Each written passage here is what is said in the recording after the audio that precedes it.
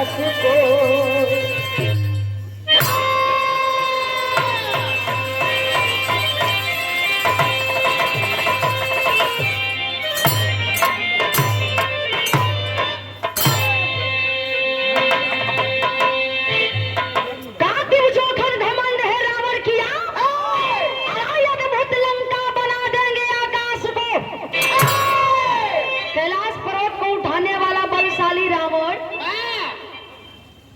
भगवान भोलेनाथ के सच्चा भक्त रहल, हर भक्तन में से एक रहल।